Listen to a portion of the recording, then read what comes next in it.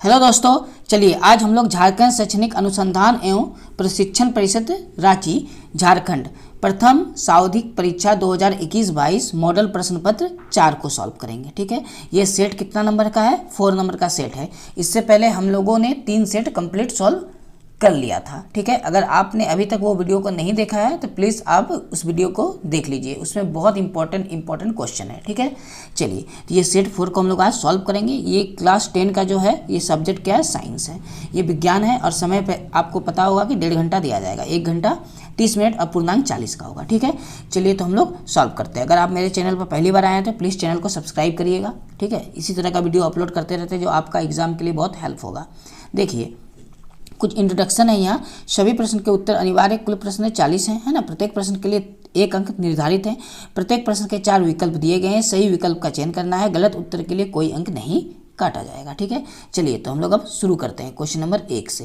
Question number 1 में लिखा है यदि आपतित किरण और परावर्तित किरण के बीच 90 डिग्री का कोण बनता है तो परावर्तन कोण क्या होगा, है ना। ये कहना चाह रहा है कि मान लिया जाए इधर से एक आपतन कोण है, इस तरह ये जाता है परावर्तन कोण। इधर से जो आता है उसको क्या बोलते हैं? आपतन कोण। और इधर जो टकरा के जा रहा है उसको क्या बोलते हैं? परावर्तन कोण। ठीक है, तो आपतन कोण और परावर्तन कोण इन दोनों के बीच में कितना डिग्री का कोण बन रहा है? 90 डिग्री का। ठीक है, तो आपसे पूछा है ये 90 डिग्री का कोण बन रहा है दोनों का बीच में, तो ये कोण और ये कोण कितना डिग्री का होगा? तो ओवरऑल 180 होता है, तो ये इक्वल होता है। आपतन कोण और परावर्तन कोण हमेशा क्या होता है? बराबर। तो ये दोनों कोण हो जाएगा कितना डिग्री का? 45 डिग्री करके हो जाएगा। ठीक है, तो इस प्रकार हम लोग का सही आंसर में आपको टिक लगाना है, ऑप्शन बी 45 डिग्री। ठीक है, चलिए क्वेश्चन नंबर 2 को हम लोग देखते हैं। क्वेश्चन नंबर 2 में लिखा है ध्रुव और वक्रता केंद्र को मिलाने वाली रेखा को क्या कहते हैं? ठीक है, तो ध्रुव और वक्रता केंद्र को मिलाने वाली रेखा को हम लोग क्या कहते हैं? मुख्य अक्ष कहते हैं, यानी ऑप्शन सी इसका सही आंसर हो जाएगा। ठीक है, चलिए तो ऑप्शन सी में आप टिक लगा लीजिए। क्वेश्चन नंबर हम लोग 3 को देखते हैं। क्वेश्चन नंबर 3 में लिखा है यदि f का मान 16 सेंटीमीटर है तब r का मान क्या होगा? ठीक है, तो r बराबर फॉर्मूला होता है 2f। क्या होता है? 2f। तो 2 का 2 रहा, f का वैल्यू 16 दिया है ना। 16 को आप 2 से गुना करिएगा तो कितना हो जाएगा? 32। इसका मतलब क्वेश्चन नंबर 3 का आंसर हो जाएगा ऑप्शन ए, 32 सेंटीमीटर। ठीक है, आप ऑप्शन ए में टिक लगा लीजिए। ठीक है, चलिए क्वेश्चन नंबर हम लोग अब 4 को देखते हैं। क्वेश्चन नंबर 4 में लिखा है किसी अवतल दर्पण से वस्तु कहाँ रखा गया है जिससे उसका सीधा और आवर्धित प्रतिबिंब बनेगा? आपको अवतल दर्पण का बात बोला है। ठीक है, तो अवतल दर्पण में आप वस्तु को कहाँ रखेंगे कि वो सीधा भी बने और बड़ा भी बने? ठीक है, इसका सही आंसर हो जाएगा ऑप्शन डी। क्या हो जाएगा इसका सही आंसर? ऑप्शन डी, ध्रुव और फोकस के बीच रखा जाएगा। ठीक है, आपको टिक लगा लेना है ऑप्शन डी पे, ध्रुव और फोकस के बीच रखा जाएगा। चलिए क्वेश्चन नंबर 5 को देखते हैं। क्वेश्चन नंबर 5 में लिखा है उत्तल दर्पण का प्रयोग निम्नलिखित में से किस वस्तु में किया जाता है? तो उत्तल दर्पण का प्रयोग हम लोग गाड़ी के साइड मिरर में करते हैं, यानी आंसर हो जाएगा ऑप्शन ए, गाड़ी के साइड मिरर में। ठीक है, चलिए क्वेश्चन नंबर हम लोग अब 6 को देखते हैं। क्वेश्चन नंबर 6 में लिखा है जल में सिक्का डालने पर वह अपनी वास्तविक स्थिति से ऊपर उठा दिखाई देता है, यह प्रकाश के किस घटना को प्रदर्शित करता है? तो इसका सही आंसर हो जाएगा ऑप्शन बी, प्रकाश का अपवर्तन को यह प्रदर्शित करता है। ठीक है, प्रकाश के अपवर्तन के चलते ही सिक्का उठा हुआ प्रतीत होता है। देखिए क्वेश्चन नंबर 7। क्वेश्चन नंबर 7 में लिखा है लेंस के किस बिंदु पर प्रकाश की किरणें अपने मुख्य पथ से विचलित नहीं होती है ना। आपको बताना है कि जब आपका लेंस के ऐसा कौन सा पॉइंट है जिससे प्रकाश की किरण जाएगा तो वो विचलित मतलब अपना मार्ग नहीं बदलेगा, सीधा जाएगा तो सीधा ही निकल जाएगा। ठीक है, आपको ये बताना है। चलिए तो इसका सही आंसर क्या हो जाएगा? तो क्वेश्चन नंबर 7 का सही आंसर हो जाएगा ऑप्शन बी, प्रकाशिक केंद्र। ठीक है, चलिए तो क्वेश्चन नंबर 7 का आपको आंसर पता चल गया, बी नंबर होगा प्रकाशित केंद्र। क्वेश्चन नंबर 8 को देखते हैं। देखिए क्वेश्चन नंबर 8 में लिखा है उत्तल लेंस को अभिसारी लेंस कहते हैं क्यों कहते हैं? तो इसका आंसर हो जाएगा ऑप्शन ए, यह प्रकाश की किरणों को एक जगह क्या कर देता है? इकट्ठा कर देता है। ठीक है, तो क्वेश्चन नंबर 8 का सही आंसर हो जाएगा ऑप्शन ए, यह प्रकाश की किरणों को एक जगह इकट्ठा कर देता है। ठीक है, चलिए हम लोग अब क्वेश्चन नंबर 9 को देखते हैं। देखिए क्वेश्चन नंबर 9 में लिखा हुआ है नेत्र में जाने वाली प्रकाश की मात्रा का नियंत्रण कौन करता है? तो इसका सही आंसर हो जाएगा ऑप्शन सी, परितारिका करता है। ठीक है, परितारिका पुतली को कंट्रोल करता है। ठीक है, तो इस प्रकार हम लोग का आंसर क्या हो जाएगा? परितारिका। अगर ऑप्शन में परितारिका ना हो तो आप आंसर पुतली पे लगा के आइएगा। ठीक है, चलिए तो इस प्रकार question number 9 complete. Question number 10 सामान्य नेत्र का निकट बिंदु क्या है? तो इसका सही आंसर हो जाएगा ऑप्शन बी, 25 सेंटीमीटर। अगर आपको सामान्य नेत्र का दूर बिंदु पूछे तो उसका आंसर हो जाएगा अनंत। ठीक है, ऑप्शन डी हो जाएगा, लेकिन अभी हमसे क्या पूछा है? निकट बिंदु, इसीलिए इसका आंसर क्या हुआ? ऑप्शन बी, ठीक है, ऑप्शन बी 25 सेंटीमीटर, आपको याद रखना है इसको। चलिए क्वेश्चन नंबर 11 को देखते हैं। क्वेश्चन नंबर 11 में लिखा है मानव नेत्र में प्रतिबिंब की प्रकृति क्या होती है। जो मानव नेत्र है उसका जो प्रतिबिंब बनता है उसकी प्रकृति में कैसा बनता है, ठीक है। इसका आंसर हो जाएगा ऑप्शन डी, उल्टा वास्तविक। क्या बनता है, उल्टा और वास्तविक, ठीक है। चलिए क्वेश्चन नंबर 12 को देखते हैं। क्वेश्चन नंबर 12 में लिखा है जरा दूरदृष्टता होने का क्या कारण है। तो इसका सही आंसर हो जाएगा ऑप्शन डी, समंजन क्षमता घट जाता है तब जरा दूरदृष्टता होता है, ठीक है। देखिए क्वेश्चन नंबर 13, तो क्वेश्चन नंबर 13 में लिखा है अभिनेत्र लेंस की क्षमता जिसके कारण वो अपनी फोकस दूरी को समायोजित कर लेता है क्या कहलाता है, वो समंजन कहलाता है, यानी ऑप्शन ए इसका सही आंसर हो जाएगा। क्लियर है यहाँ तक। चलिए आगे चलते हैं क्वेश्चन नंबर 14 की ओर।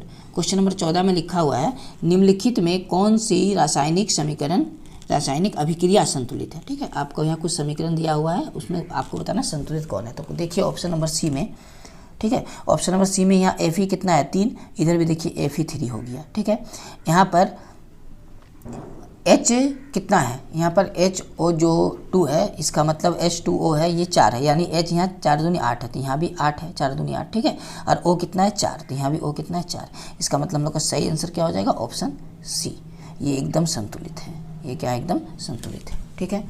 चलिए क्वेश्चन नंबर हम लोग 15 को देखते हैं। क्वेश्चन नंबर 15 में आपसे पूछा है दिए गए समीकरण में किस पदार्थ का उपचयन तथा अपचयन हो रहा। उपचयन का मतलब जिसमें ऑक्सीजन की वृद्धि होती है, तो देखिए हाइड्रोजन में ऑक्सीजन की क्या हो रहा है, वृद्धि, ठीक है। और CuO में ऑक्सीजन के क्या हो रहा है, कमी, यानी वृद्धि का मतलब उपचयन, इसका मतलब हाइड्रोजन का उपचयन हो रहा, हाइड्रोजन का क्या हो रहा, उपचयन हो रहा, ठीक है। और CuO का क्या हो रहा, अपचयन हो रहा, ठीक है। तो पहले उपचयन है उसके बाद अपचयन है, तो उपचयन हो किसका रहा, हाइड्रोजन का। हाइड्रोजन पहले किस में है, ऑप्शन सी में, यानी आंसर हो जाएगा ऑप्शन सी, H2 और CuO। H2 का उपचयन हो रहा, ठीक है, और CuO का अपचयन हो रहा, ठीक है। तो आप ऑप्शन सी में टिक लगा लीजिए। चलिए अब हम लोग देखते हैं क्वेश्चन नंबर 16 को। क्वेश्चन नंबर 16 में लिखा है रासायनिक अभिक्रिया में भाग लेने वाले पदार्थ को क्या कहते हैं। तो इसका सही आंसर हो जाएगा ऑप्शन ए, अभिकारक कहते हैं, ठीक है। देखिए क्वेश्चन नंबर 17, क्वेश्चन नंबर 17 में लिखा है किसी रासायनिक अभिक्रिया में उत्पाद का कुल द्रव्यमान अभिकारक के द्रव्यमान के होता है, क्या होता है, बराबर होता है। तो ऑप्शन ए इसका सही आंसर हो जाएगा, ठीक है। चलिए क्वेश्चन नंबर 18 को देखते हैं। क्वेश्चन नंबर 18 में लिखा है CH4 2O2 और इधर लिखा है COU, नहीं इधर लिखा है CO2, क्या लिखा है CO2 है ना, प्लस H2O प्लस ऊर्जा, ठीक है। तो पूछा यह किस प्रकार की अभिक्रिया है, ठीक है। तो आपको बताना है ये किस प्रकार की अभिक्रिया हो रही। ऊर्जा निकलेगा, जब भी कभी ऊर्जा निकलेगा तो हमेशा ऊष्माक्षेपी अभिक्रिया होता है, जिसका सही आंसर हो जाएगा ऑप्शन ए, ऊष्माक्षेपी। चलिए समझ में आ गया। अब हम लोग चलते हैं क्वेश्चन नंबर 19 की ओर। देखिए क्वेश्चन नंबर 19 में लिखा है A प्लस अम्ल है, इसके बाद इधर बना हुआ है लवण, जोड़, कार्बन डाइऑक्साइड और जल, ठीक है। तो बोला है ए क्या है, तो आपको बताना ए क्या है। तो ए क्या है, ए आपका जाके कार्बोनेट है, यानी ऑप्शन सी इसका सही आंसर हो जाएगा। तो 19 का सही आंसर क्या हो जाएगा, ऑप्शन सी, कार्बोनेट। चलिए क्वेश्चन नंबर 20 को देखते हैं। क्वेश्चन नंबर 20 में लिखा है निम्नलिखित में से किस पदार्थ में नीला पत्र डालने पर वो लाल नहीं होगा। अच्छा, नीला पत्र डालने पर लाल नहीं होगा, उसका मतलब वो अम्ल नहीं है। तो देखिए अम्ल कौन नहीं है, ऑप्शन ए अम्ल नहीं है, यानी इसका आंसर हो जाएगा NaOH, ये ऑप्शन ए। तो 20 का सही आंसर ऑप्शन ए होगा, NaOH ये होगा, ठीक है। चलिए क्वेश्चन नंबर 21 की ओर चलते हैं। क्वेश्चन नंबर 21 में लिखा है दिए गए किस लवण में क्रिस्टलीकरण का जल मौजूद होता है। तो इसका सही आंसर हो जाएगा ऑप्शन सी, CuSO4 × 5H2O, ठीक है। चलिए क्वेश्चन नंबर 22, क्वेश्चन नंबर 22 में लिखा है जल की स्थायी कठोरता दूर करने में किस लवण का प्रयोग किया जाता है, ठीक है। आपको अगर जल की स्थायी कठोरता को दूर करना है तो आप कौन से लवण का प्रयोग करेंगे। तो उसका सही आंसर हो जाएगा ऑप्शन बी, क्या Na2, अच्छा यहाँ 2 नहीं है, यहाँ 2 होना चाहिए, ठीक है। इसका आंसर, ये प्रिंट मिस्टेक है, होना चाहिए था Na2, ये 2 देने भूल गया है ना, CO3, ये सही आंसर हो जाएगा, है ना। तो यहाँ 2 नहीं है, लेकिन आप ऑप्शन बी में ही टिक लगा के आइएगा, ठीक है। Na2CO3 होना चाहिए, नहीं है, लेकिन ऑप्शन बी ही इसका आंसर होगा, किसका, क्वेश्चन नंबर 22 का, ठीक है। चलिए हम लोग अगला क्वेश्चन देखते हैं, क्वेश्चन नंबर 23। क्वेश्चन नंबर 23 में लिखा है जल की उपस्थिति में हाइड्रोक्लोरिक अम्ल अपना अम्लीय गुण प्रदर्शित करता है, क्योंकि ऑप्शन ए नहीं होगा, ऑप्शन बी होगा सही आंसर, ठीक है। क्योंकि इसमें H+ आयन उपस्थित रहता है, तो ऑप्शन बी इसका सही आंसर है, किसका, क्वेश्चन नंबर 23 का, ठीक है। चलिए क्वेश्चन नंबर हम लोग 24 को देखते हैं। क्वेश्चन नंबर 24 में लिखा है पदार्थ ABCD का pH मान 2, 4, 7, 14 है, यह पदार्थ में कौन क्षारक है, ठीक है। तो क्षारक वो होता है जो 7 से ज़्यादा होता है, तो 7 से ज़्यादा आपको एक ही दिखेगा, वो 14, ये 14 किसका है, डी का, यानी इसका सही आंसर हो जाएगा ऑप्शन डी, ये वाला, ठीक है। चलिए क्वेश्चन नंबर 25। क्वेश्चन नंबर 25 में क्या लिखा हुआ है? क्वेश्चन नंबर 25 में लिखा है इस चित्र में कौन अभिक्रिया हो रही है? आपको बताना है ये जो चित्र बना हुआ है ना, ये किस प्रकार की अभिक्रिया इसमें हो रहा है, संयोजन, वियोजन, विस्थापन या विस्थापन। अच्छा, 2 बार विस्थापन लिखा है, ठीक है, यहाँ मिस्टेक है, द्विविस्थापन किसी एक में देना चाहिए था, ठीक है। तो इसका फिलहाल सही आंसर क्या होगा? तो इसका सही आंसर हो जाएगा ऑप्शन बी, वियोजन अभिक्रिया। क्या हो रहा है इसमें? वियोजन हो रहा है। चलिए क्वेश्चन नंबर 26 की ओर चलते हैं। क्वेश्चन नंबर 26 में लिखा है भोजन एवं अन्य पदार्थों को शरीर में एक जगह से दूसरी जगह तक ले जाने के लिए कौन जैव प्रक्रम उत्तरदायी है? तो इसका सही आंसर हो जाएगा ऑप्शन डी, संवहन के द्वारा होता है, ठीक है। Question number 27। क्वेश्चन नंबर 27 में लिखा है प्रकाश संश्लेषण में निम्नलिखित में से किस पदार्थ की आवश्यकता नहीं होती है? ठीक है, जब प्रकाश संश्लेषण होता है तो उसमें किस पदार्थ की आवश्यकता नहीं होती वो बताया। तो इसका सही आंसर हो जाएगा ऑप्शन सी, कार्बोहाइड्रेट की आवश्यकता नहीं होती है, ठीक है। क्वेश्चन नंबर 28 देखिए, क्वेश्चन नंबर 28 में लिखा है मनुष्य में किस प्रकार का पोषण होता है? ठीक है, तो इसका सही आंसर हो जाएगा ऑप्शन डी, मनुष्य में प्राणी समभोजी पोषण होता है, ठीक है। चलिए क्वेश्चन नंबर 29 को देखते हैं। क्वेश्चन नंबर 29 में लिखा है वसा के पाचन के लिए कौन सा एंजाइम उत्तरदायी है? तो क्वेश्चन नंबर 29 का सही आंसर हो जाएगा ऑप्शन डी, लाइपेज। क्या होगा? Lipase. Question number 30। Question number 30 में लिखा है श्वसन प्रक्रिया में ग्लूकोज का पायरुवेट में टूटना कहाँ संपन्न होता है? तो इसका सही आंसर हो जाएगा ऑप्शन डी, ये माइटोकॉन्ड्रिया में होता है, ठीक है।